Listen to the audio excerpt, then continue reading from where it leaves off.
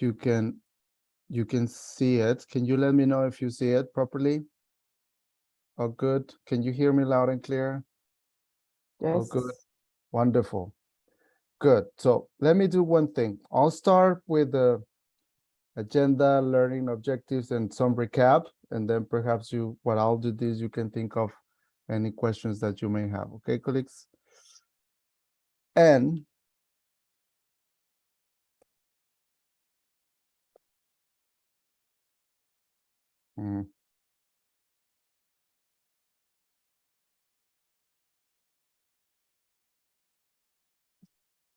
here it is.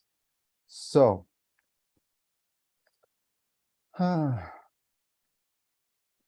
this is the agenda that we have today, colleagues. I took you to some of these elements yesterday, but very briefly, basically today we're gonna go through we're gonna cover module 3, the one that you see highlighted there in blue, okay? And today, basically, we're gonna cover the process for issuing a label bond. Perhaps when we go through this process, Margarita, your pending question, we'll provide you enough, guiding elements to answer your question, the question that you had yesterday. We're gonna be using the example of a green bond, colleague, simply because, as you have seen from the previous statistical information that we have shared with you, can be considered the most matured label bond in the market. Okay. What we're gonna do is basically we're gonna be discussing in detail the pre-issuance steps in the process. In here, we're gonna talk about the green bond framework and other supporting mechanisms. We will then touch upon the issuance phase. In here, we're gonna be talking about book building, primary and secondary markets. And finally, we will go through the post-issuance steps. And in here, we're gonna delve into matters related to the allocation of proceeds, reporting, and audit, okay? So this is our agenda. These are the learning objectives. So hopefully by the end of today's session, you'll have enough guiding elements to answer these questions that you see here. What are the requirements for use of proceeds label bond issuances from inception to maturity? What are the contents and characteristics of a use of proceeds label bond framework? What are the external review methodologies currently available in the market? And what is the process for climate bond certification? Okay. So those are the main things that we're gonna focus on today. But let us just do a quick recap, okay, before getting into the subject at hand today, just to, again, refresh our minds. We're gonna need some of these things fresh in our minds because we're gonna come back to those during today's session, okay? And first of all, yesterday, we had the opportunity to better understand the sustainable finance landscape. And, we talked about existing thematic bonds, right? We discussed the differences between sustainable finance, climate finance, and green finance. And then we took this opportunity as well to start discussing some of the existing thematic bonds. And we, of course, highlighted their main differences, okay? We talk about the many different labels that are available in the market. Then after that, we showcase the growth of the debt market, particularly in the last decade. You might recall that there was this graphic with some bars illustrating the amounts that have been issued of different labels. And this also basically served to illustrate the diversification of thematic bonds in the past years. Okay, we had a closer look at the different types of label bonds, and in here perhaps the most important element that we wanted to highlight is the fact that there are use of proceeds bonds and performance linked instruments. Okay, later in the presentation we talked about the benefits not only for issuers but also for investors, We talked quickly about the overall systemic benefits, and in here we took the opportunity to, illustrate how these bonds contribute to the attainment of the Sustainable Development Goals. Okay. Then my colleague Cedric presented the key stakeholders and their main roles in these processes. You might recall that he spoke about stock exchanges, underwriters, indices, legal advisors, regulators, among the many other stakeholders that play a role in the issuance process of a bond. Okay, today we're going to come back to some of these, but now you will see where perhaps they see it, in the context of issuing a green bond. Okay. Another very important element, colleagues, and very important as well to have in mind, because we're going to come back to this throughout today's session. It's the International Capital Market Association's principles, the green bond principles, okay, that we highlighted yesterday.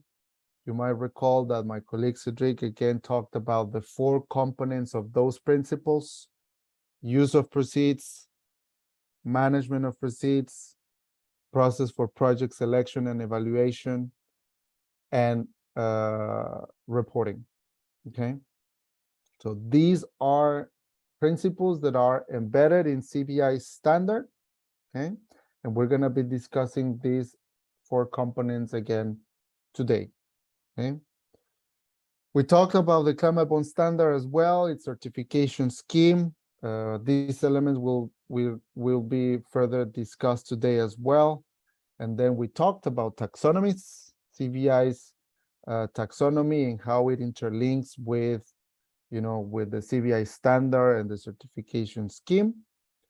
And finally, towards the end of the session, colleagues, we briefly talk about the policy scene of labeled bonds. We provided a list of non-exhaustive list of policy actors in the market, or actors that are influencing the policy debate, governments, banks, multilateral and international initiatives, among many others. And I believe these are the key elements that we discussed yesterday. Okay, colleagues. Again, we're going to come back to some of these today, but now in the context of issuing a green bond. Okay. Now, I think that by now you have had some time to think about questions, if you have any. My favorite question. Any questions, colleagues? Maybe, Abraham, I would like to answer a question that we didn't have time to answer yesterday. Someone asked about, what about greenwashing? When is a use of proceeds bonds accused of greenwashing? And, building on what you've just said, I think you have to think about it this way. It's a use of proceeds bonds. That means that as an issuer, you need to use the money that you're raising from the capital markets for certain projects. If you are using it for other projects and they are not green, then you would be accused of greenwashing. That's essentially how, and because these principles are voluntary, there's a little bit of a gray area where some issuers may think that they will get away with issuing a green bond without really following the market standards. And that's when they get subject to accusations of greenwashing. Or if another case is when an issuer uses it correctly for a project that is very green, all doing all the right things, but in parallel, they do many other investments that are damaging to the environment. You could think of it like, a mining company or an oil and gas company, for example, where they are expanding their production into fossil fuels, but at the same time, they're doing a very small green bond to finance a renewable energy project. We see some claims that this could be construed as a form of greenwashing, because it's using one one small bond to finance a project that is environmentally friendly, but at the same time having a strategy that is also that is not at all respectful of the environment. So this greenwashing term is used sometimes a little bit loosely, so you have to be a little bit careful. But essentially, that's what it comes to. What is the money used for? What is the use of proceeds? I see that. Yeah, Ambroise, you have a question. Yeah, thank you, Cedric. Hopefully you can hear me.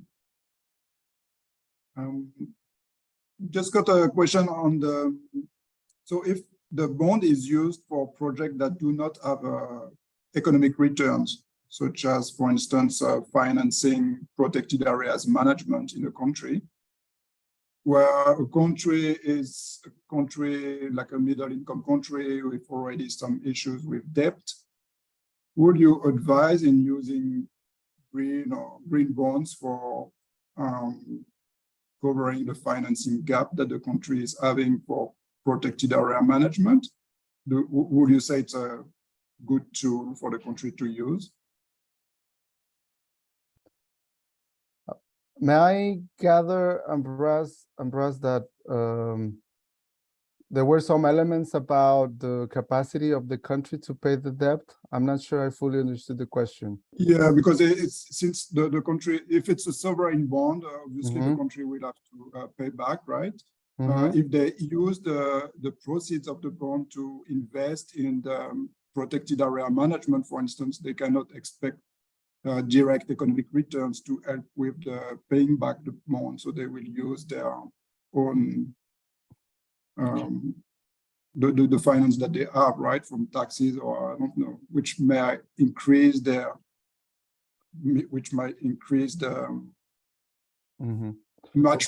put more burden on their debt, right? So would you say that the green bond is suitable instrument for conservation project when there is no economic return in countries where debt need to be managed?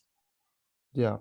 Well, a few things here, Ambroise, and actually those are some of the points that we're going to be discussing today.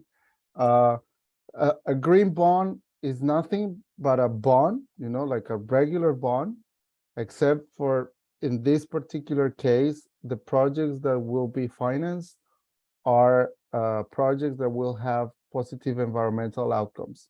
So in terms of the project that you are highlighting for protection of areas or things like that, it is indeed suitable. It's a suitable instrument because indeed, without knowing the details of the project, just with those words that you share with us, in principle, the project seems suitable. Okay, so it falls within the category of projects that these instruments can finance.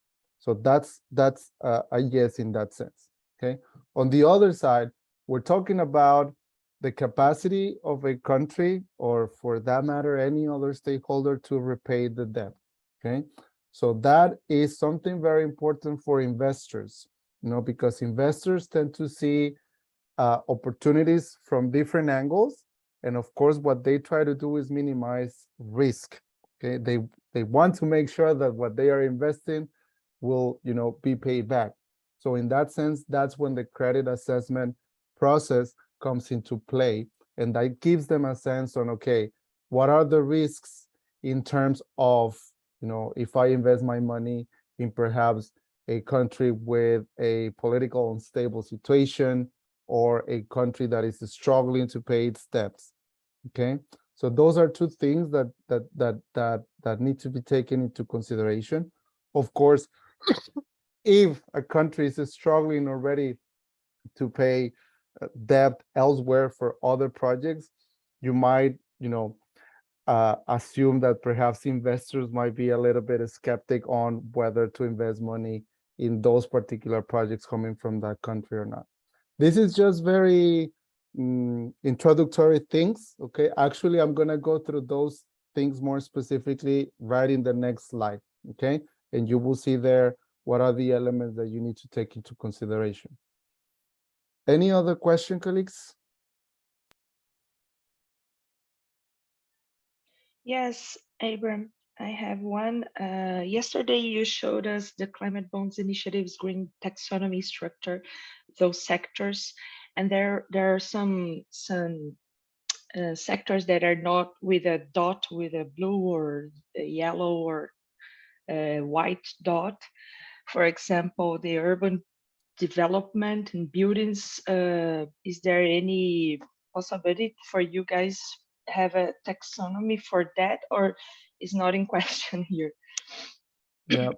The taxonomy that CBI has as well. Thank you very much, Adriana, for the question, by the way. CBI's taxonomy is an evolving instrument. Well, for that matter, every single taxonomy in the world should be an evolving instrument, you know, because there are new technologies, there's new science, you know, coming available, new data. So those elements need to be reflected in taxonomies. Let's say that today there's a technology that we don't have, but in a few years, for any sector, you know, industry sector, but then in a few years' time, we have that technology that will contribute to reduce GHG emissions significantly. So that's a solution available that we will have at that time, right? So in that sense, those things need to be reflected in the taxonomy. As for the sectors that we have right now included in our taxonomy, those are the ones that we have as of today. The ones that do not have, you know, these dots, it's because we are either working on them or there are plans to work on those, or this is simply, you know, ongoing work, things like that.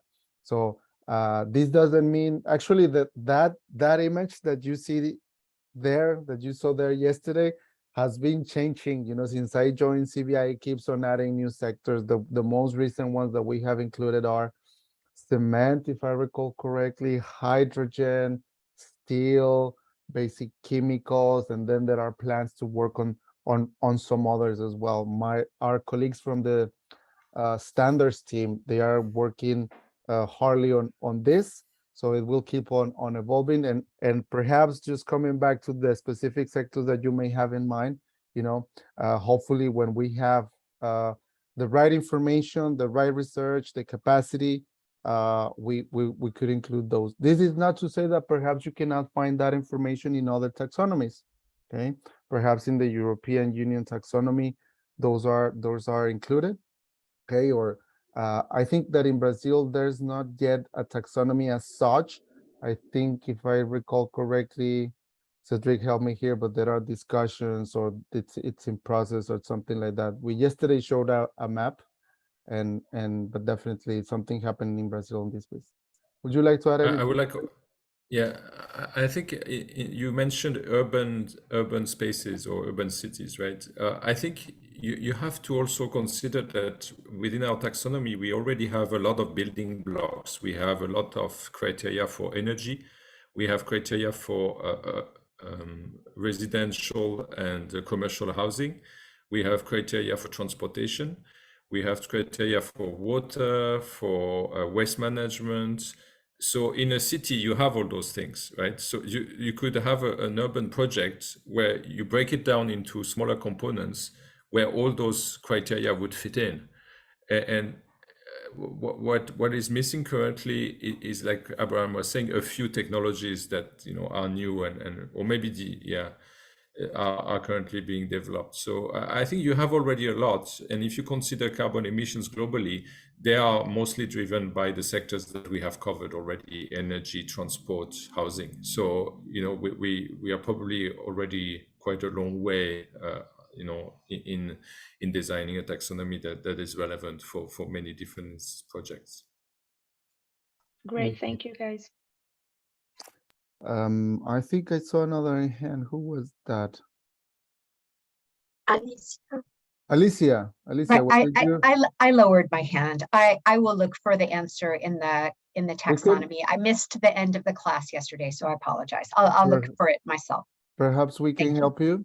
So I have a client that it wants to do a desalination plant, wants to finance a desalination plant. And when I looked at the climate bond initiated the taxonomy Mhm. several months ago. If I remember correctly, desalinization was a work in progress.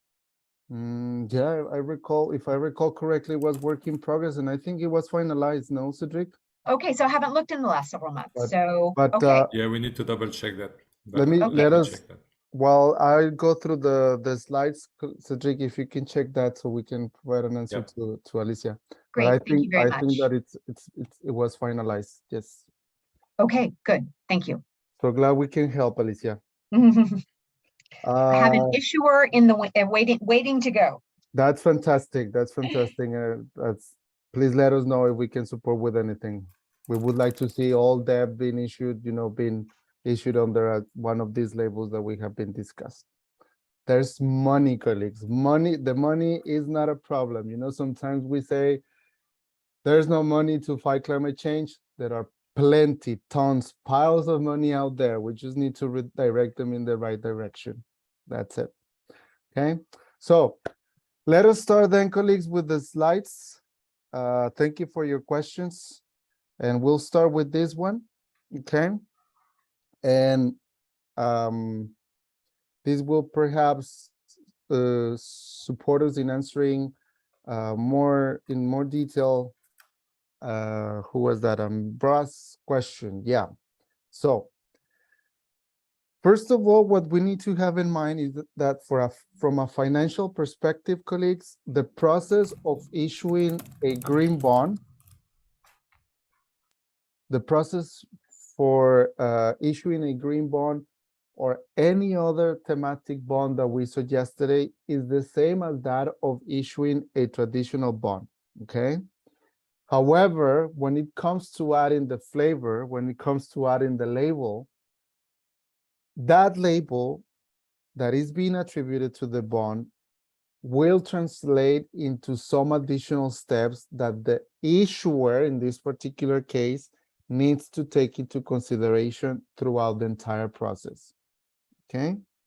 So, in this slide, you have the regular bond issuance process that is indicated in yellow. Okay? It starts when the issuer decides to get rated, and it ends with the monitoring of the performance of the bond in the secondary market. Okay. Then on the other side, indicated in green, you have the supplementary steps, okay, that the issuer should undertake in order to add, in this particular case, the green label. We're going to use that example. And this, of course, is based on international best practices. Okay. Now, I'll go through the elements that you see there on the top left corner, okay, at pre-issuance in yellow, because those apply to all bonds, okay, irrespective of the flavor. So first of all, entities who intend to issue a bond, they need to get rated, okay? And what does that mean? That means that that entity needs to go through an assessment process of the credit worthiness of that entity, what is their capacity to borrow money and to pay it back, okay? You may recall that yesterday we mentioned that basically any institution which has a reasonable chance of being credit worthy can potentially issue a bond, okay? There are different agencies that can support in this step of the process. There are agencies that assess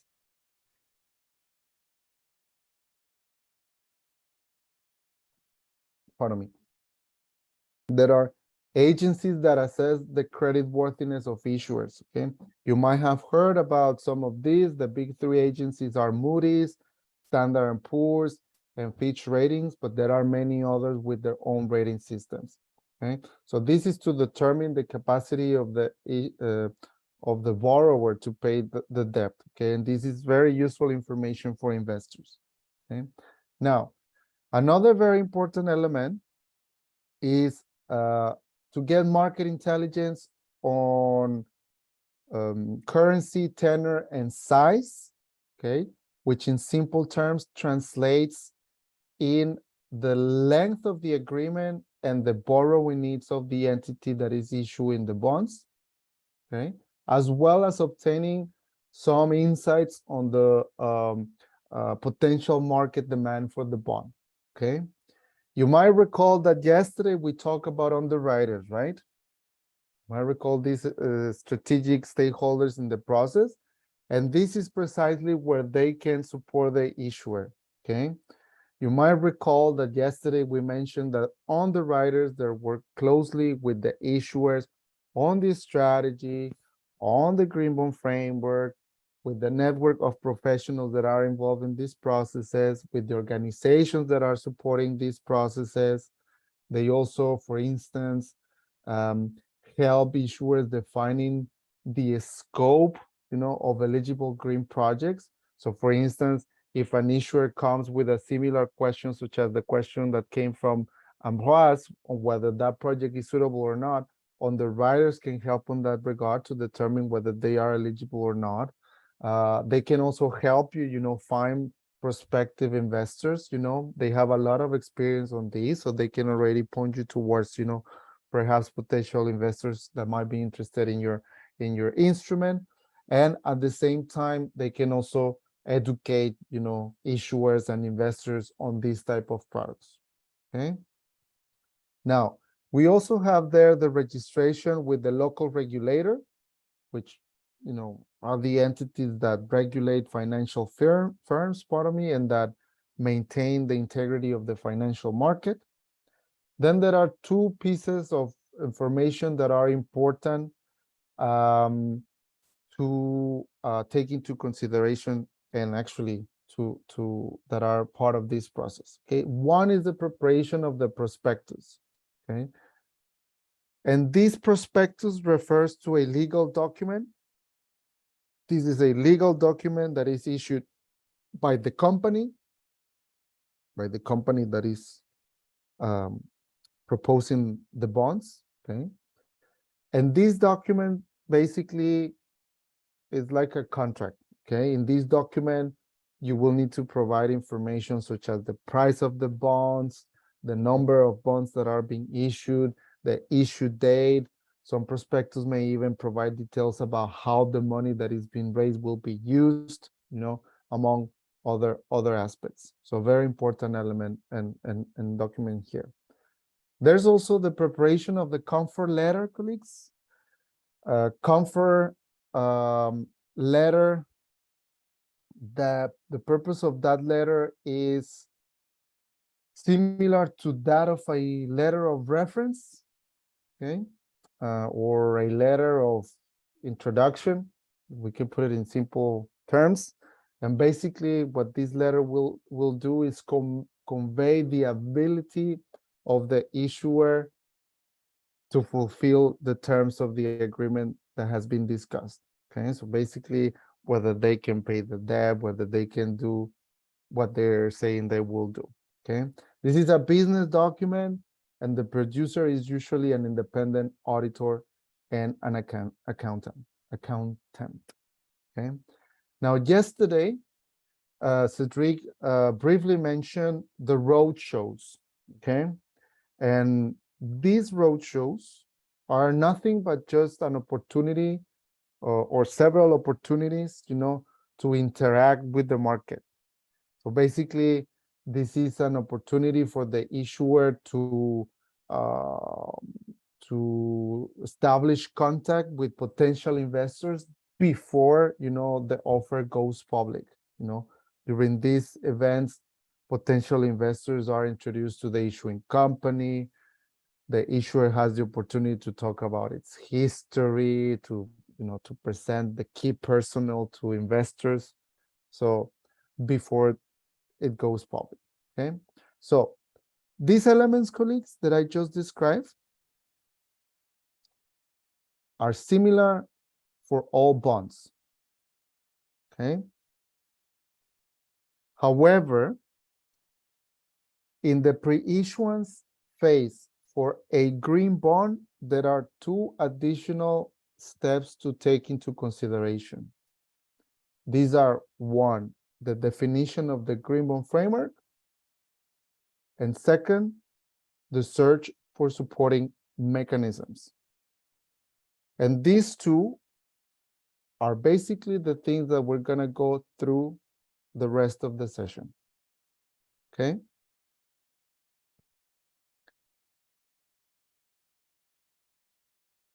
Now, we have been talking about a green bond framework.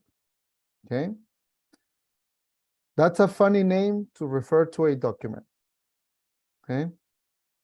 Think about green bond framework as a template. This is nothing but a template with different sections that you will need to fill out. Okay? However, remember that name because you're going to see it very often in the market. Okay? So basically, this green bond framework, this document, this template, it's a document that will request information on how the issuer internal processes align, with the green bond eligibility criteria, pardon me. One part of this document, colleagues, focuses on the processes to be implemented at pre-issuance phase. Okay, you can see there the boxes, one that says use of proceeds, selection of projects and assets, management of proceeds, and external review. And you might already remember that those are the elements or the pillars that Cedric explained yesterday that are part of the green bond principles, right? So you can already start seeing how these things connect. Now, the second part of this document focuses or requires information about the post-issuance phase, and more specifically about audit and reporting. Okay.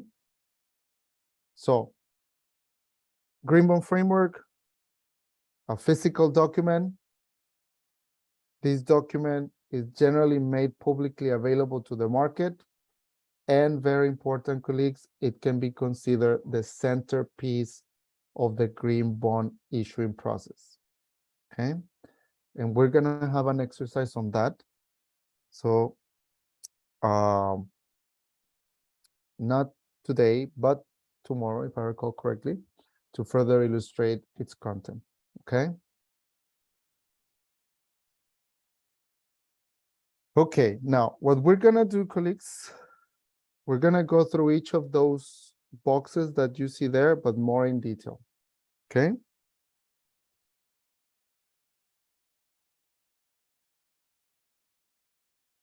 Okay, now the first part to be completed in this template, in this green bond framework, is the introduction or the overview section of this document. Okay, so basically in this section of the document, in this part of the document, it's an opportunity for the issuer to explain to investors why and how the green bonds fit within their long-term vision or their corporate strategy. Okay, for instance, if you are the issuer, you can, in this section, you can provide background information about your entity. You can explain your policies and your commitments to fight climate change. You can explain why you are issuing green bonds to raise funds. You can perhaps mention something about your commitments, to support the local climate economy. You can describe how your green bond program aligns with national regulation or with local regulation, things like that. Okay. Now, that's the first section.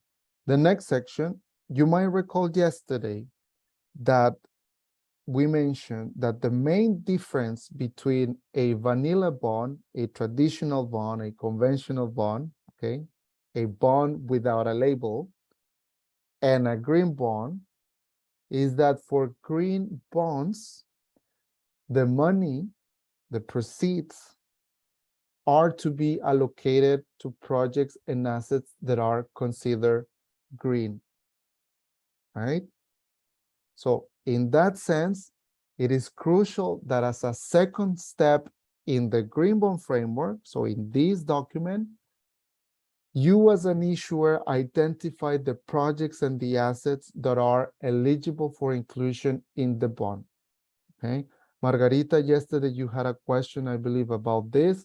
So this is, for instance, the part where you're gonna describe your project, you know, and make sure that it is aligned with the green definition in the market. For that purpose, we have talked about taxonomies, colleagues, yesterday briefly. You might recall that those are lists of different projects that are eligible or that are considered green. So taxonomies are very suitable tools that can provide guidance on this regard. Okay. Good. So hopefully now you can see how things are interlinking. Okay. Now the next section.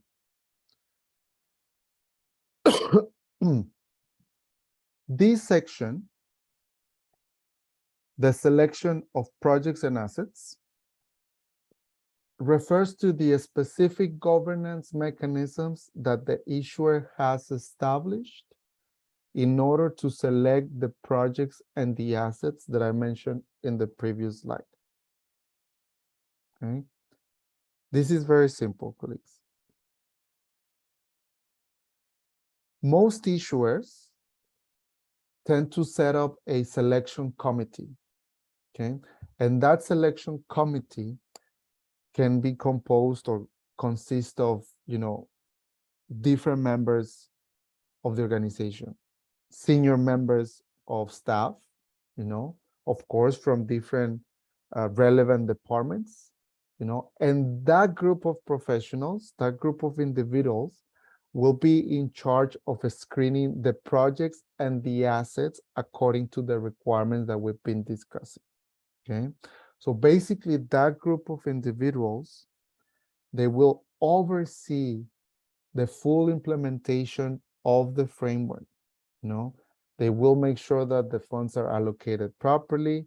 They're gonna make sure that the reports are provided to investors, okay? We haven't yet talked about reporting, but we will do this in a moment, okay? So in this section of that template, colleagues, because we're still talking about the Green Bond Framework, we're going through the different sections of the Green Bond Framework. In this particular section, you can provide, for instance, a brief description of the composition of this committee. You can describe how this committee will operate, so its operational modalities.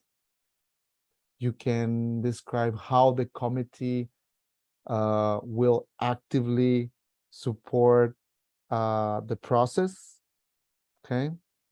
And another elements along those lines. And if you want to go beyond that, you can even provide, you know, a diagram or a graphical representation, such as the one that is illustrated here in this slide, okay? That, of course, facilitate things. I don't know about you, but I like images and I tend to remember more easily images than, you know, just words. Now, management of proceeds, colleagues. This basically, in simple terms, refers how to manage and track the money internally. Okay, why? Because through green bonds, every single penny that is being raised through those instruments needs to be used for the purpose, the projects, and the assets that you indicated. Okay, the money cannot be used elsewhere.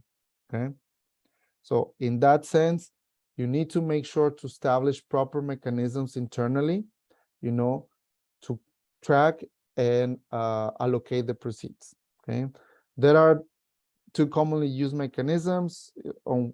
You see those there, the earmarking mechanism or the ring fencing. But this could be as simple as an Excel sheet, colleagues. Okay, it really depends on the level of sophistication of your entity, perhaps, or, you know, of your accounting financial system, internal financial system, you know. It could be as simple as an Excel sheet, but you will need to provide, you know, evidence that everything that you're raising will be used, the money that you're being raising will be used for what was agreed. Okay.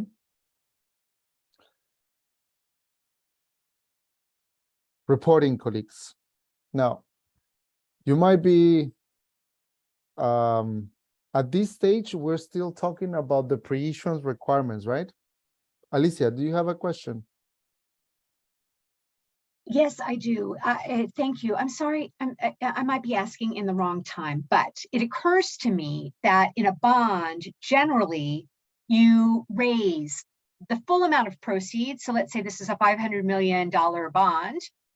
The investors give you all that money day one, right? But here, if there's a selection of assets and projects procedure, it sounds to me like there's drawdowns on the bond, or not necessarily. Could you explain that, please? Cedric, would you like to take that one? No, you're correct. It follows the same process. It's 500 million from day one, but the borrower has to already know where this money is going to. And if they are not able to spend 500 million on green projects from day one, they should reserve the proceeds that are not going to green projects on a cash account until they find such projects. But they are borrowing 500 million from day one and repaying it at the end of the maturity of the green bond. It's different from what you're describing, where there would be different drawdowns. Okay, it's understood. more drawdowns is more when there is a like a bilateral relationship between the lender and the borrower, and there are special Right. clause for that. Understood. So there's no tranches here. This is a plain vanilla bond, but use of proceeds for grain. And if you don't have a way to use all the proceeds in an acceptable project, you put it in a special interest-bearing account, ring fenced. Right. Understood. Okay. Thank you. Exactly. Very well summarized, Alicia. Anybody else, colleagues? Oh, good for now. We'll pause in a moment, okay? We'll pause in a moment. Reporting, colleagues. We're still in the pre-issuance phase, okay? And we're already talking about reporting here. This is just to highlight the importance of reporting in these processes, okay? You might recall that yesterday we talked briefly about maintaining the integrity of this market. Okay, this market is basically a market based on trust. So then reporting is a critical aspect, you know, to support on this. And this transparency aspect has been highlighted by the Green Bond Principles, you know. So the issuers are encouraged to provide up-to-date information on the use of proceeds. Okay, this needs to be done on a regular basis, annually most of the times, you know, until full allocation of proceeds. That's the general rule, you know. But if you are following, for instance, the climate bond standard, you need to provide reports until maturity of the bond, okay? And that's a requirement to maintain certification, okay? Now, you can see there are a few reports that provide some guidance on this regard. Perhaps the important thing to highlight here, colleagues, is that in here, most of the times you will not be reporting already, okay? We're talking about filling out a template where you need to provide information about what are your intentions in terms of reporting. Okay, when it comes to reporting, what would you be doing? Okay, so there are a couple of guidances there produced by IGMA, produced by CBI. Okay, these are just some studies that highlight, you know, reporting practices that can help you better understand the level of adoption of reporting, and also some core principles there or recommendations for reporting. And this is, of course, an attempt to create harmonization in the market. Okay. Um, there are, of course, different approaches for reporting. For instance, you might be an entity that produces reports that provide very detailed aspects of a program, or others sometimes just focus on providing a summary. Really, I here the main point, or the most important thing here is the fact that the use of qualitative and quantitative performance measures is encouraged. Okay, and we have seen more and more interest from investors in reporting practices. Okay, so when it comes to the green bond framework in this stage, is about saying what you're gonna do in terms of reporting. Okay, what are your intentions? When will you do this? How often will you do this? Who's gonna be responsible of producing this report? Will you put it in your website? Will you be providing information at the corporate level, at the program level, at the bond level? Things like that. Okay. Okay, colleagues, let's pause.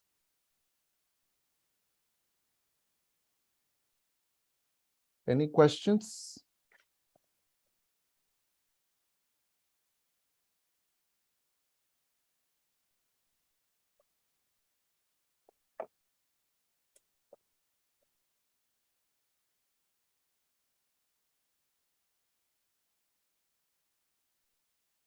Yes, I have a question, please.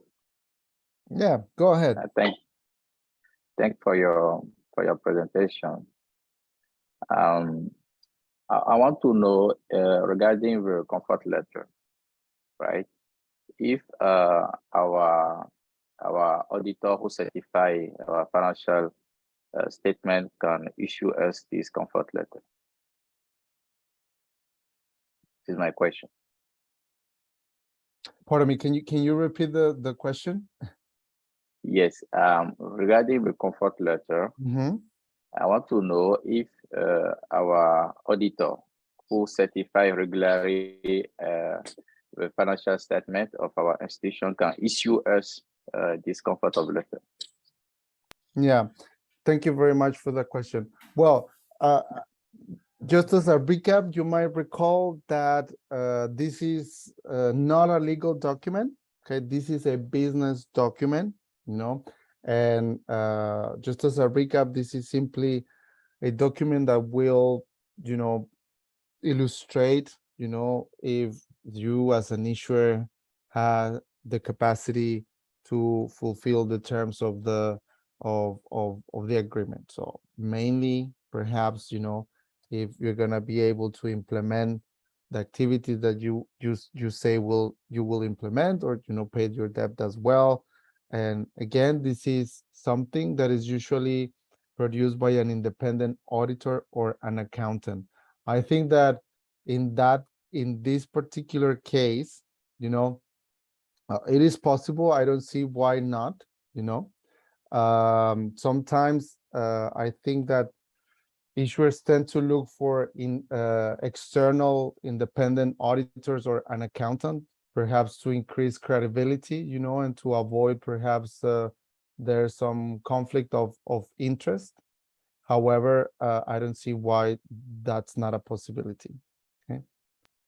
Cedric, would you like to add something? Yeah, the same way you're describing the financial statements are audited by a third party, the green bond framework is externally verified by a verifier, if you want. So in a way, it's similar, that the market has designed a process whereby the issuer issues a framework, and then the verifiers reviews that framework and publishes a report saying, yes, I have reviewed that framework and it is aligned with the market standard. So there is no need for the auditor to play that role, because that role is the role of the verifier in a way. And while the audited financial statements are actually, engaging the responsibility of the of the company, the framework remains a voluntary framework. So it's not in the TNCs of the bond necessarily. So that's why it's a slightly different process as well. We haven't yet covered, colleagues, just to avoid confusion here, the external reviewing part that Cedric has just mentioned, okay? But indeed, that's all of the things that we've been discussing here. Yeah, it's wonderful that you will be providing information on that, but you know, somebody will come and review everything that you're saying, you know?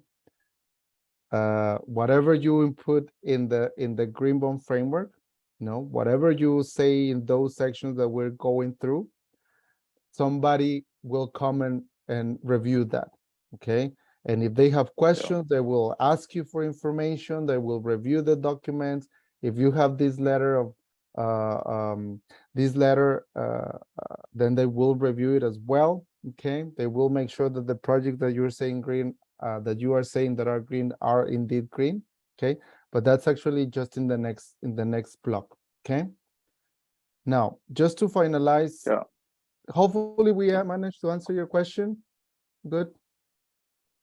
Thank you. Good. Anybody else, colleagues?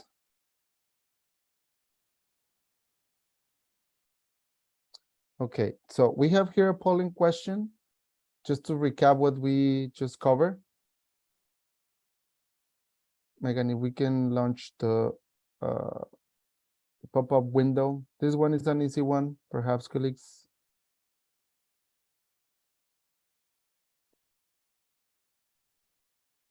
We have 12 answers, 13, 15,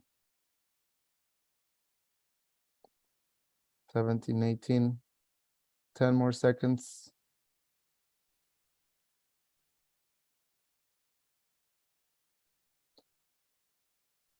Three, 2, 1, and sharing the results. Yeah, indeed, colleagues, the right answer is option A. Selection of projects and assets does refer to describing the internal setup of specific governance mechanisms, and the management of proceeds, as we said, is just about tracking the proceeds internally. Okay, hopefully that's clear. Now, let us move now on to the external review methodologies that, thank you for that question, serve as a good segue for this block. And for that, my colleague Cedric will help me out to cover these slides.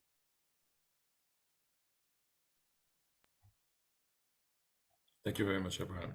So the Green Bond Framework, as Abraham was saying, is a communication tool for the issuer to disclose how they are going to go about their green allocation of the money they are raising. So this framework is an important document in the issuing process.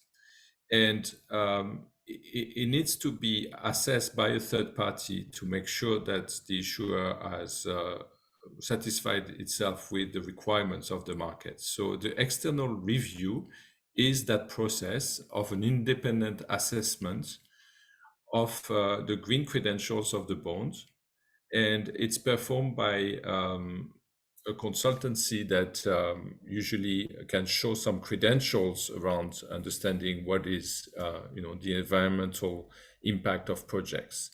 So this information on the external review can take 4 different forms: the second party opinion, or the SPO, the assurance, the scoring and rating, or the certification. So we are going to review those 4 components to explain to you what each are.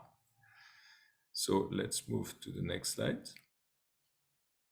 So the second party opinion is a report that the consultancy will provide to give their opinion, independent opinion, on the framework, on the bonds label, and on the issuer's sustainability strategy and the green narrative. So these service providers in the market are Cicero, Sustainalytics, Moody's ESG, ISS, DNVGL. There are quite a few. Some of them have gained significant market shares in that space in certain regions. You may, if you are responsible for issuing a green bond, ask some of those to give you their proposal about their methodology. The benefit of the second party opinion is that it is an approach that is well understood by the market. It's fully aligned with the green bond principles. It is quite flexible. It's not so specific in like a taxonomy review would require. It is an assessment of the credentials in terms of sustainability of the issuer's framework. And because it's the most commonly used approach in the market, it's well accepted by the investors as a standard for a green bond issuance. On the flip side, it is performed before the bond is issued. It is not necessarily followed up after the issuance and after the proceeds have been allocated. And there are many different approaches used by all those consultants. Some of them have their proprietary methods and their own assessment frameworks. For example, Cicero publishes different shades of green depending on how they judge a project to be green or less green. So there's a little bit of a difference in methodology among all those consultants. The next one is the assurance. So the assurance goes a little bit further. It's a report providing a formalized assurance statement on the label bond's alignment with the issuer's stated approach. So it's a little bit closer to what an audit firm would do. And naturally, we see the auditing firm like EY, Deloitte, KPMG offering that assurance. It's more formalized than a second party opinion, so that's its advantage. It's often, it essentially says that the service provider is giving its assurance that the proceeds are aligned with the green bond principles. On the negative side, the criteria used for the assessment are usually defined by the issuer, so not necessarily by the investor. There is also a limited level of details that is available to investors when this assurance is given. And the assessment of sustainability of the framework sometimes is not fully reviewed, both in terms of socially and sustainability criteria. So the assurance report is actually often seen when we have performance-linked instruments, when there is an actual verification of also of the KPIs that the issuer is promising to achieve. Needless to say, this assurance is actually called limited assurance. And if you look at the wording that these service providers use, it says nothing has come to the attention that causes us to believe that the green bond is not in conformance with blah, blah, blah. So it's kind of a disclaimer that the service provider is using in giving that assurance. The next one is the scoring and the rating. So it's very similar to what a rating agency does on the credit assessment side. So naturally you see the likes of S&P ratings, but also Sustainalytics providing this kind of rating where they would give an overall score on the greenness or on the amount or on the level of adherence with the standard that the issuer is complying with. On the positive side, it is demonstrating how aligned the framework is with the green bond principles. It uses a methodology that is similar to what the credit rating agency would do when it publishes a credit rating or when it does an ESG scoring. And it provides a score based on a range, and it's not binary. On the flip side, the rating methodologies can be a little bit black box. They are proprietary with limited transparency for investors. and they are quite complex to, because coming up with a rating requires a lot of due diligence and verification. So it can be a little bit more expensive than the other alternatives. And then finally, we have the verification, where it's essentially a formal endorsement of the bond's credentials. So that's the one that goes the furthest into assessing the compliance with the standard. And it is a report that assesses whether the framework is aligned with a taxonomy. So it's a formal independent check prior and after the issuance and the allocation of the proceeds. So it's an alignment with a transparent standard. So for example, one of CBI's taxonomy criteria would be used. And it is seen as the best practice by investors because it goes into very specifics as to what the issuer is complying with. On the flip side, it's not so flexible. So for the issuer, it's sometimes difficult to comply with and to achieve the criteria that are demanded by the standard. And as we discussed before, there's only a limited set of detailed criteria. So in some instances, there may not be a criteria that fits with the objectives of the issuer.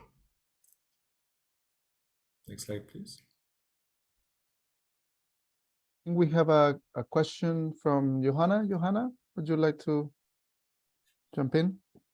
Hello. Hi, Johanna. Just on the previous slide, you were mentioning the ratings of the ESG rating providers. So is this rating specifically to the bond issuing, or is this the rating of the entity? So just wondering, and if it is of the bond issuing, is it the same?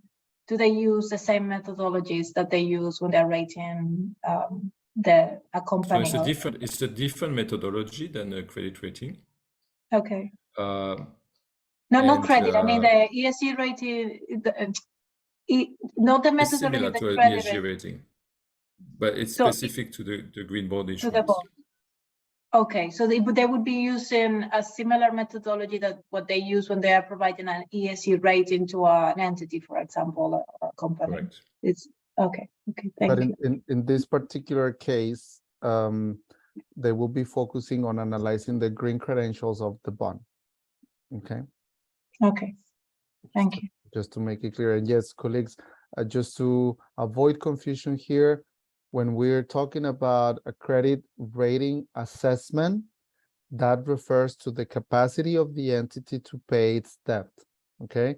And this is scoring and rating, not to be confused. This external review methodology, which has been called scoring and rating, is not to be confused with the credit worthy assessment, because in here we are assessing the green credentials of the bond. So can I just ask one more question on the back of that? Now that we've seen that there's like a lot of movement that the ESG rating providers might be regulated and they might be changing methodologies, etc. Will this be changing as well, this type of process, or will they have to be more transparent on the methodologies? So as for now, it would really depend, on the region, the country, the different jurisdictions, of course. But yes, of now, sometimes these methodologies are not quite clear for the market because these are proprietary, and sometimes the methodologies are not disclosed, to the public. So it provides rather limited transparency. But as there's been more stringency, on these processes, because we need to make sure that everything is moving into the right direction, perhaps that will be the case in the near future or in the coming, years. But definitely something that can be influenced by, regulation. Okay, thank you. Alicia? I think you are on mute.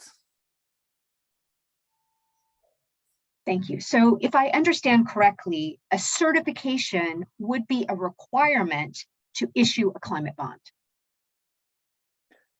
Would you like to answer the question, Yes, Cedric, correct. while going through this slide as well? A climate bond is one that satisfies with the climate bond standard and has been certified. That this framework has been certified to comply with the criteria. A green bond in general would be only going through an SPO. A climate bond would be going through a certification. Okay, understood. Thank you.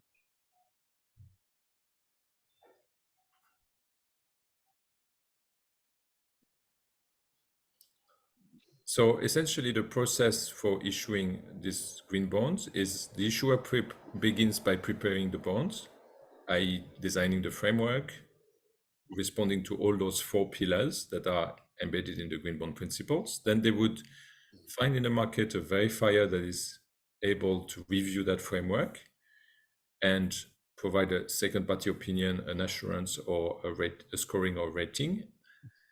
Then they have the option to get it certified. In that case, they would go, instead of going for SPO, they would go for certification. They would get the bond certified, and then the green bond would be issued as a climate bond. And after the issuance, the certification would need to be confirmed through a post-issuance verification. Typically, a green bond would not need a post-issuance SPO again. So the certification is a little bit stricter in that sense. And then after that has happened, every year the issuer needs to report annually on the allocation of proceeds. That's part of the principle. So that's one of the pillars. It is in both for green bond and for climate bond. Is that clear, So colleagues? yeah. It's clear the fact that a certification is a sort of third layer in the process? No? Johanna, do you have a question?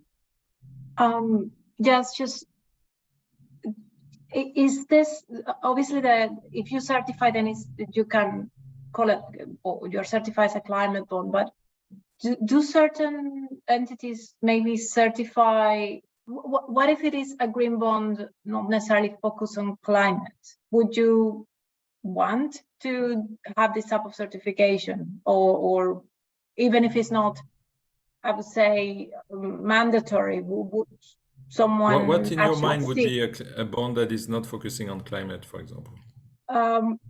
Because for me, like environmental issues would go further beyond climate, right? So not necessarily temperatures 1.5 degrees, etc. would go like biodiversity protection, etc., or a blue bond focus on water protection, etc. So if it is one to dealing with all the biodiversity issues, would someone still want to certify as get the specific climate bond?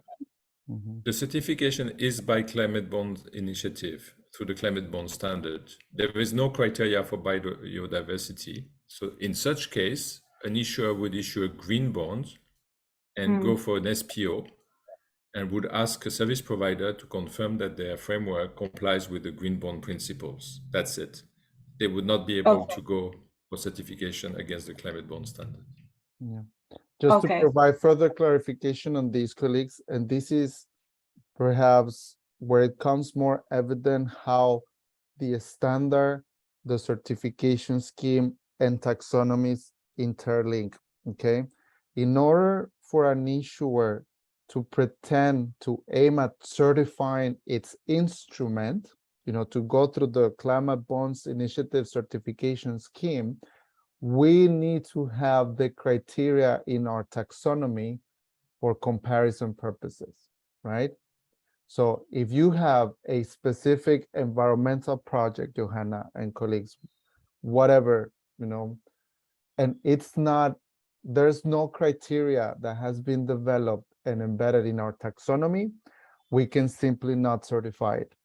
Why? Because we not have, the basis for comparison to say, yes, you're meeting the criteria, or no, you're not meeting the criteria. Because this process is a yes or no. It's as stringent as that. Either you comply with all of the requirements or you don't, okay?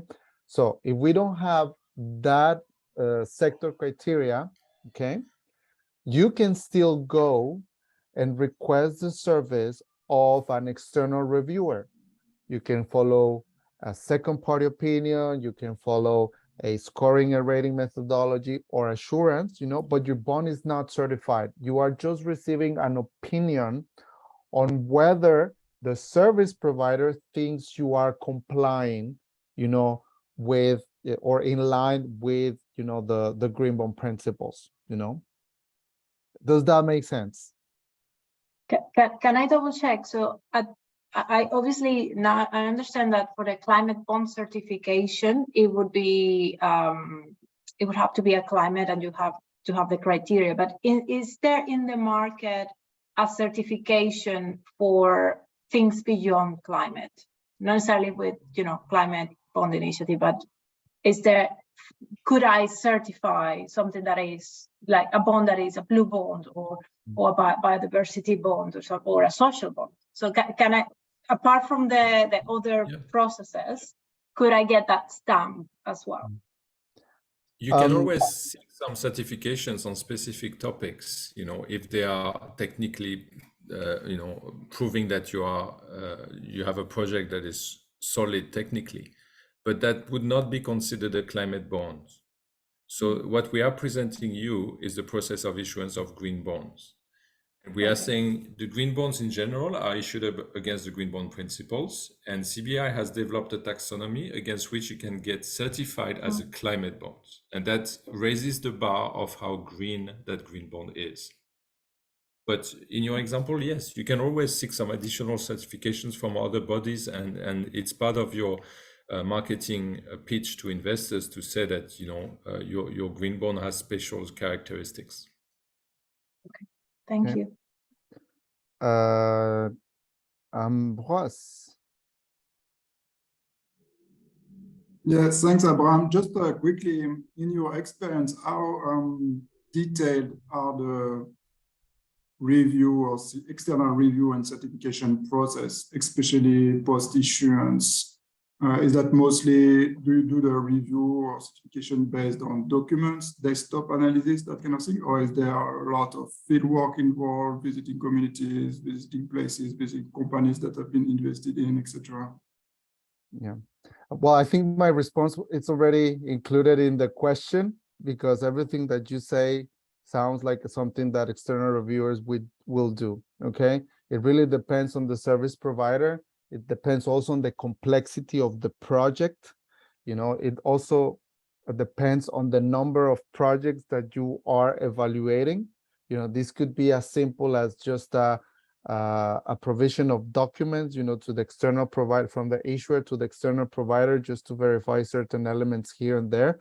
But this could also be as something more complex that will take more time, with field trips, or more discussions or meetings face-to-face, or, the request of further information. The external reviewer, if they don't see clarity on the information that you are including in your green bond framework, they will come back to you, and ask for that information, ask for proof, ask for evidence, because everything that you are stating in your green bond framework needs to be supported with evidence, okay? Because in this particular case, external reviewers are, somehow putting at stake their reputation, because they are providing an opinion on your projects. So yes, these are rather stringent processes. And certification is an additional layer, okay? You have this external reviewer, then Climate Bonds Initiative will also analyze what the external reviewer has said, okay? Janice?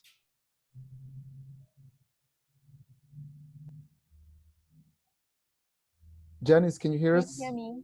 Yes, we can Yeah, hear you me? now.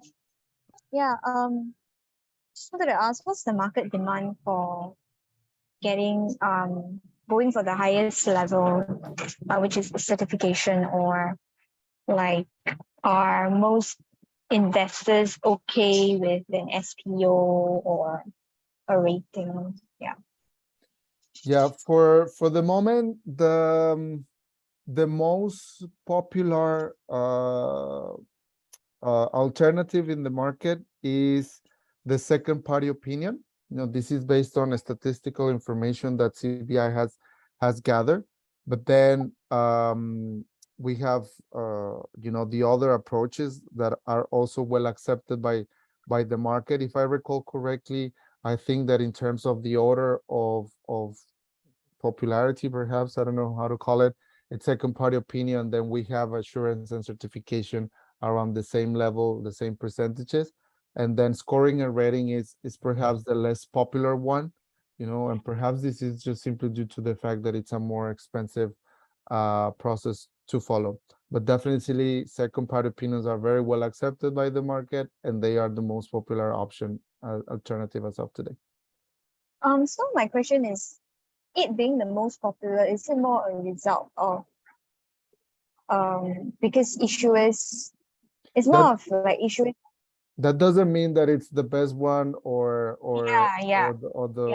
or you So know because the you best guys option. mentioned, It's simply the decision to adopt one or other external review methodologies will depend on your needs and on your own circumstances. Okay, you might be looking for stringency, you might be looking for flexibility, you might be looking for a reasonable modest cost to invest in, you might be looking for sending a strong signal to the market to prove that you are green. Okay, so it's really up to the issuer's context and on particular circumstances to decide which one to adopt. You know, we have heard issuers saying that they have adopted second party opinions because they just saw that it was the most popular one. It could be as simple as that, you know. And some others that have told us, listen, I went for certification because I think the market thinks that my organization is not fully green, so I really wanted to send a strong signal by proving them wrong, and by, you know, illustrating that I can comply with the requirements of the most stringent process out there.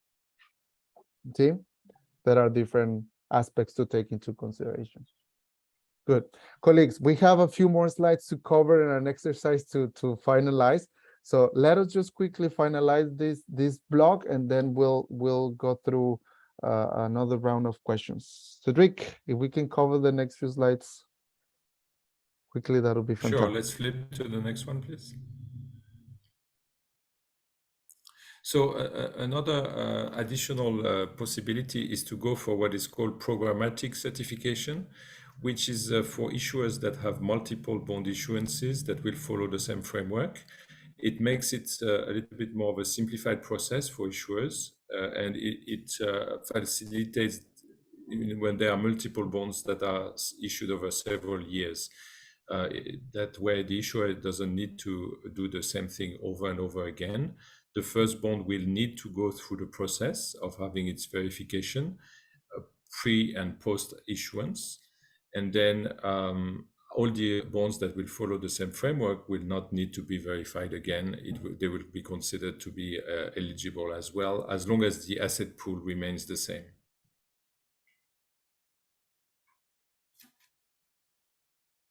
Sorry, I think we lost the slide. Yeah. Okay, so in the certification, the role of the verifier is very important. The verifier will do the review of the framework, obviously, that has been published by the issuer, but also all the processes that have been put in place. How is the issuer proceeding with the selection of the projects, the assets, how they track internally. So Abraham described how it can be done through the selection committee that would be set up, reporting to the board and reporting to top management. And the verifier reviews the procedures to ensure that it is correctly aligned with the objectives of the issuance. The verifier itself must comply with the standard, which is the ISAE 3000 on the readiness assessment protocol. So this is a level of professionalism that they must demonstrate in giving that assessment. And it's one condition that Climate Bonds Initiative has put to accept certifiers in that process. Now, the output of the verifier's work is a verification report. That is the one that is sent to CBI before getting the certification. This verifier's report comes in two forms, in a short form and a long form. The short form is for public release, and the long form is for discussion with CBI and getting it approved through the Climate Bond Standards Board. Next slide, please. There are some supports that exist from international organizations to help in that process that can be sometimes cumbersome. There are some technical assistance programs from different organizations like ADB, IFC, UNDP, UNEP Finance, etc., to support this process, to assist issuers in formulating the framework or paying for the costs of verification. So that's another way also that these organizations promote the market. There is a number of exchanges or regulators that have also put in place some subsidy schemes to, like in Singapore or Hong Kong, the regulator is paying for some of the fees that issuers incur, and that's for them a way to support this market. Next slide, please. Good, colleagues. Okay, we'll skip this polling question. We have more or less touched about these elements, so we can finish on time. Okay, colleagues. So let us just move on to the next slides, and I'm gonna cover this very quickly. Okay, because we have touched upon these elements somehow. Sorry, Apurva, I was just about to send you the response on the chat box about the transition bonds. So hopefully there are no grammar or some things there that do not make sense. But if they are there, just let me know, okay? Because I couldn't check the text properly. But anyway, colleagues, so regarding the issuance phase, so basically this is referring to the graphic that you see there on your left, and this phase starts when the bond is announced to the market and the book is open. Pardon me. And this book basically refers to a, well, nowadays a digital archive or a platform where orders were from investors were noted. Of course, it was referred to a book because in the past it was, these orders were taken or noted in a book. Okay, but now the issuers then follow this process closely, because depending on the behavior of the market, they can decide to adjust or not the price of the bond. If there is a change of the price, of course, this is announced to the market. There are a few things that may influence the price of the bond, of course, supply and demand, but of course, we can also take into consideration the term to maturity. The main reason for this is, of course, the fact that a longer term to maturity, increases the opportunities for risk. Okay, so bonds with longer terms to maturity have higher default risk because simply there's more time, for credit quality to decline or firms to default. Okay, something can happen, if you have more years, there's more possibility for something to happen. And of course, the credit quality, colleagues, in this particular case, of course, of the bond issuer, we have touched upon this before. This substantially influenced the bond price because firms with lower credit ratings or lower credit qualities will have to pay higher interest rates, to compensate to investors for simply accepting, a higher risk of default. Okay. Now, the issuance operation is completed simply when there's a final agreement among those involved, investors, issuers, banks, etc. Okay. And something that is very important to highlight about this phase, colleagues, is that when you are launching your green bond to the market, as an issuer, you are advised to include all of the green or climate attributes into marketing materials, the green bond framework, the evaluation of the external reviewer, things like if you go for certification, you can even put the logo of the Climate Bonds Initiative certification scheme in your documentation. And we have noticed through the different analysis that CBI has carried out that this tends to attract, pardon me, a broader pool of investors, even new investors. Okay. And finally, of course, once your bond has been issued, you need to assign the proceeds to the corresponding accounts based on the management of proceeds mechanisms that we highlighted before. And of course, you need to track allocation over time and provide reports on how you're using the proceeds to investors. Okay. Now, CBI has carried out a survey with a number of treasurers, green bond issuers, of course, and this was done just to get more insights about the benefits of green bonds, colleagues. And this survey basically came to confirm the many strengths and benefits of these instruments that we have discussed, since yesterday. And here you have a few numbers, a few results. This is not CBI saying these things. These are treasurers from of green bond issuers saying this, which is facilitated, the compilation of this information. You have there a few statistical information. 98% of respondents said that green bonds attracted new investors, and 70% said that the demand for the green bonds was higher than for regular bonds. Okay.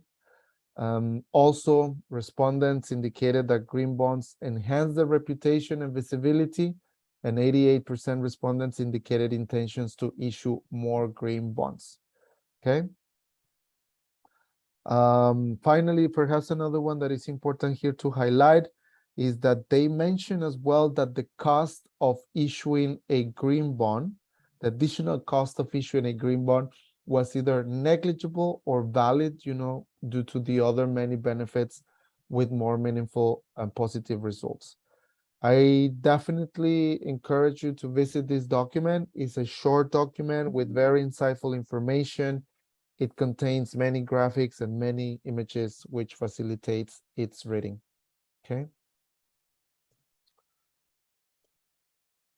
In this slide, you just have some of the key messages that we received from respondents of this survey. I will not go through this, but I will just say that all of them have something in common, and that is that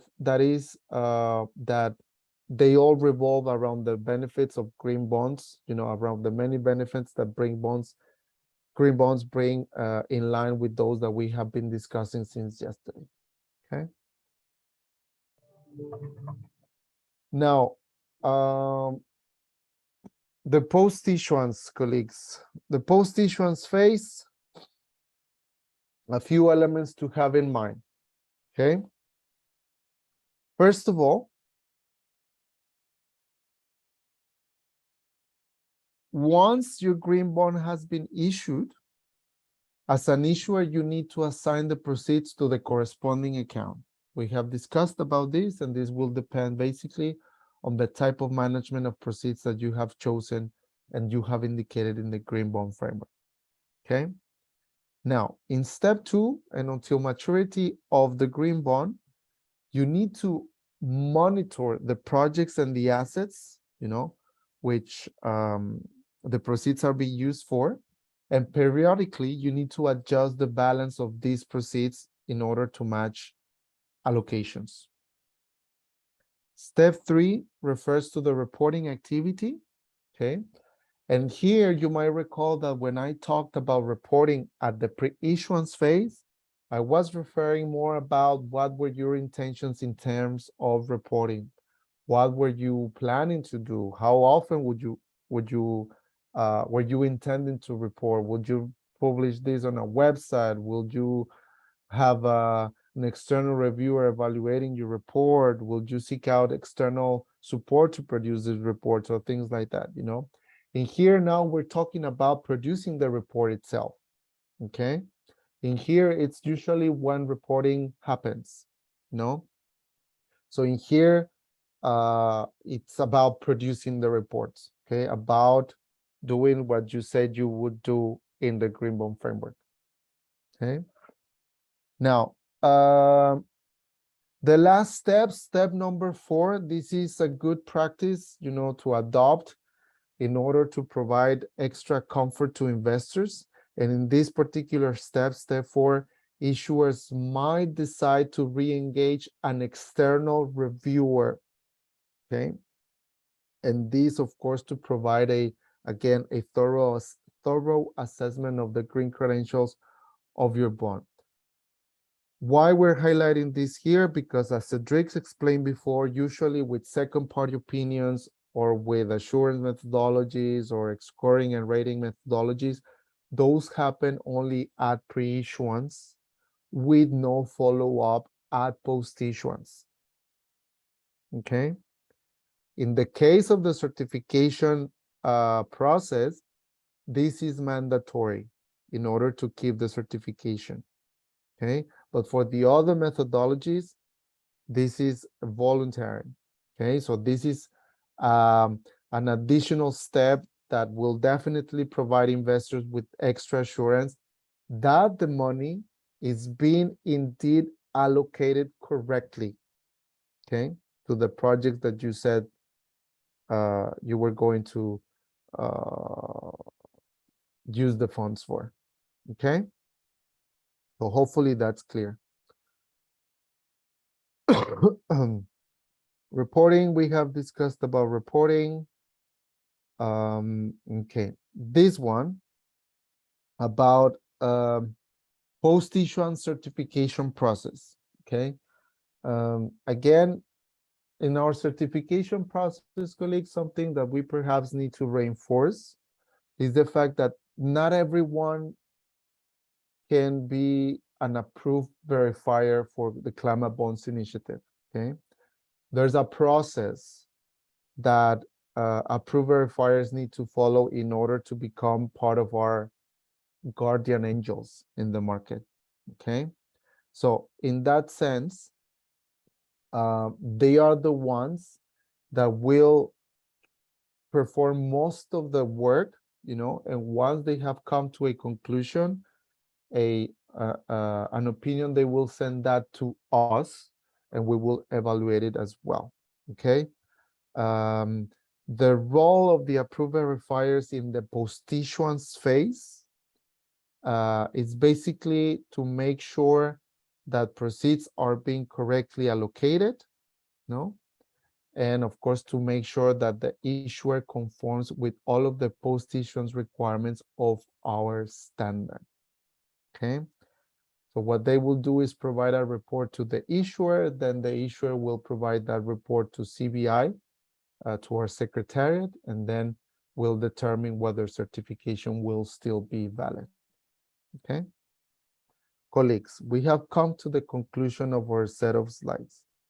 We know this is a quite technical process. We know there's a lot of information to digest and to take in.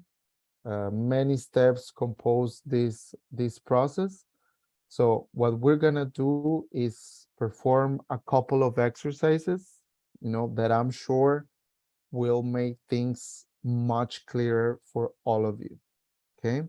I'm sure that when you see these templates and the steps and the information that you need to input, you will have a more crystal clear perception of the concepts and the processes that we just described, okay? Any questions now, colleagues?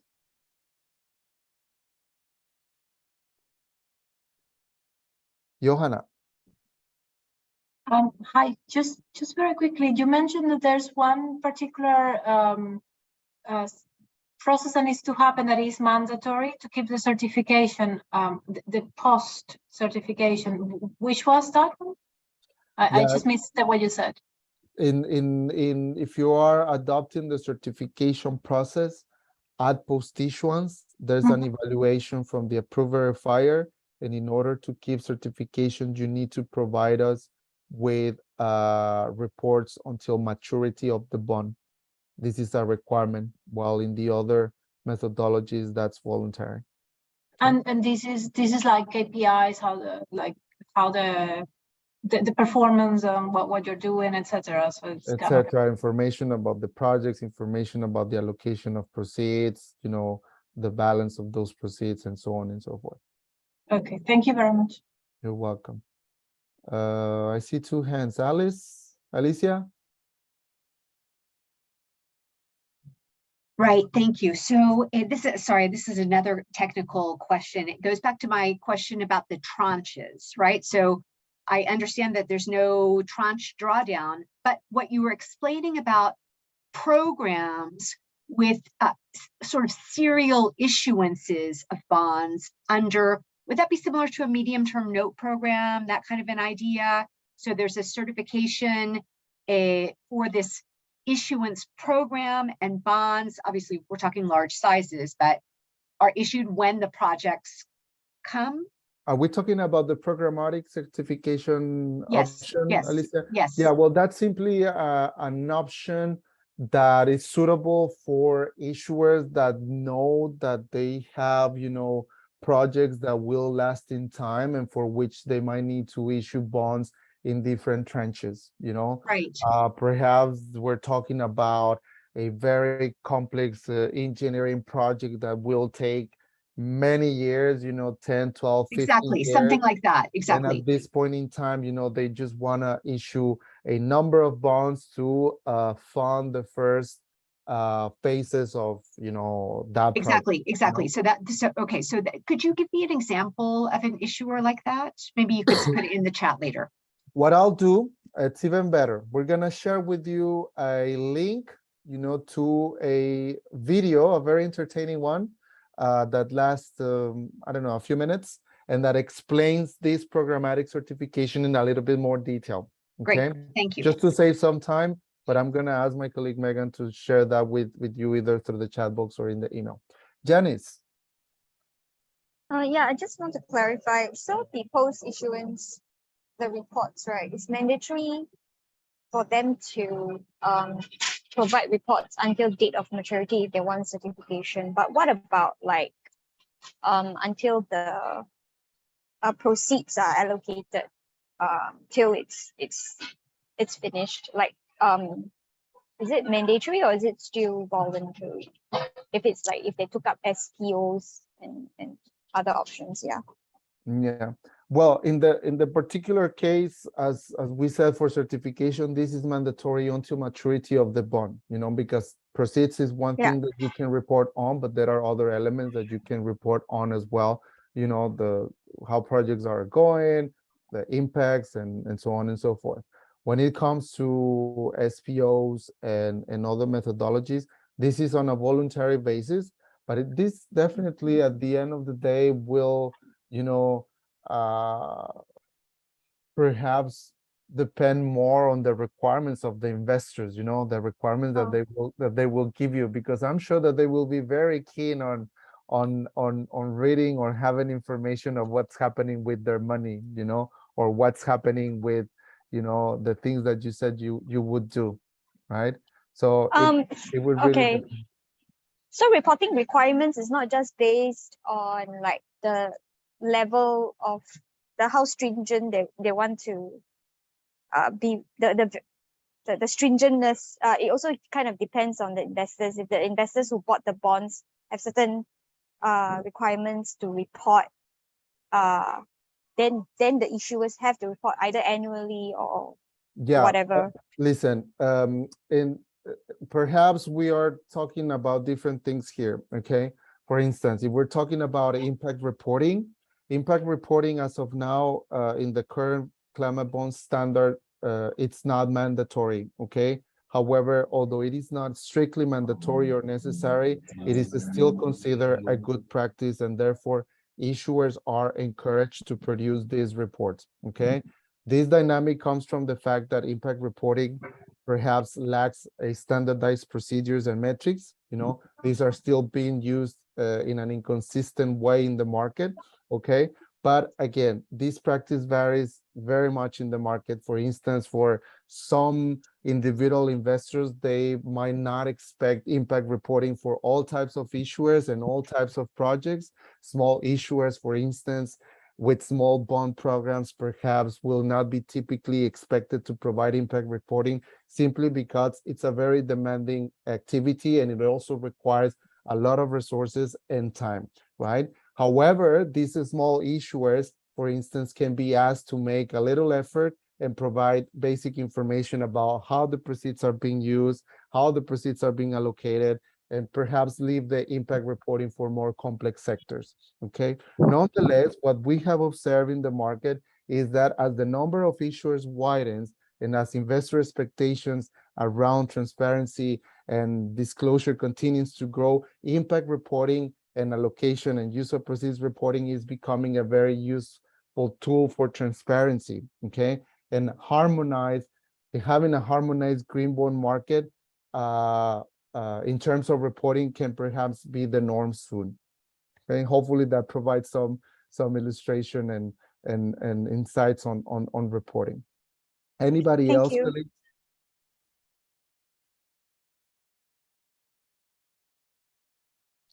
Good. Let's then move on to the exercise, colleagues. We have about 45 minutes to wrap up this session. So what we'll do is, let me stop sharing my screen. I want to see all of your faces. Are you still with us, colleagues? Oh, good. How are the energy levels? They keep on rising? No? Have we lost you? Adriana, I like your party image. I don't know what that is. Is that a speaker or something? Okay. We needed to rush, colleagues, because we had content to cover. So apologies if we were speeding up. Okay, but if you have any questions, we're always at your disposal. Okay. Shall I share What the was I screen going with to the say? exercise? Exercise, yeah. Yes, please, Megan. Let's put the exercise on the screen. Okay, colleagues. So you have been provided with a Word document, or well, a document. I don't know if it was Word or PDF, but you've been provided with a document. It was shared with you Yes. yesterday, if I recall correctly. Okay. And well, this document contains a brief introduction, highlighting the urgency of sustainable investments for green finance. You don't need to go through that text. The main elements and the main tasks that you should have in mind here are the following. Okay. First of all, you are part of a sustainability team of a energy producer company, and you want to issue your first green bond to finance your operations. Okay. So in that sense, what you will have to do first of all is select the country where your company is based. This could be perhaps a country that you are familiar with in terms of, the regulatory or institutional frameworks. So just some elements for you to have in mind. And then you need basically to prepare a pitch or to list some persuasion arguments to get your executives on board with your approach to finance your activities. Okay, of course, this via green bonds. Okay, at the bottom of the document, of that page that you see there, you have 4 questions. Okay, and those are the questions that we would like to kindly ask you to pay close attention to. Okay, and please, to the best extent possible, we would appreciate if you can highlight those elements in your pitch. Okay, you can even write down a response to each of those questions. Okay. What is the objective of this exercise, colleagues? So you just don't wake up one day and decide to issue a green bond, and then you get to your office, you open your computer, and you start, writing down a green bond framework, right? Things do not happen like that in real life. Basically, there are plenty of conversations that will happen before you reach the point of issuing a green bond, okay? So this is for you to have in mind the conversations that go around green bond frameworks and how these go beyond the instrument itself, okay? So how, these conversations perhaps focus on the transformation of the business as a whole, and how these instruments represent a business development opportunity. Okay, so Margarita, perhaps for your innovation projects, this could be good ideas for you to get your partners, your sponsors, or your I don't know, whomever that is, to get them on board on this. But again, have in mind those questions, colleagues, while developing the exercise. You'll be put in different virtual breakout rooms. Some of you will need to volunteer or be volunteered by your team, whatever approach you prefer, to take notes, because afterwards we're going to come to this main room and you will share with us quickly, briefly, what you have done. Okay? Is that clear, colleagues? Was I too fast? Am I annoying you already? No, not yet? By tomorrow. Okay, colleagues, good. Time. 10, 20, 25 minutes. How many groups are we creating, Megan? 4. 4. Okay. Let's then allocate 10, 20, 25 minutes for you to work on the exercise, colleagues. Okay. And then the last 15 minutes, we can use them to the share back session. Okay. Be straight to the point, put some bullet points there, no need to go, very philosophical conversations here. This is just for you to have an idea of how these processes work. Okay. When you finished, please send your group notes to me on the chat or via email from training@climatebonds, so that I can share them with the group for tomorrow. Okay. And by the way, Cedric, myself, we're going to be jumping from one group to the other in case you have questions. Okay. Yeah. Okay. The rooms should be open, so you can join them now. You have a pop-up window there. You just need to click on join.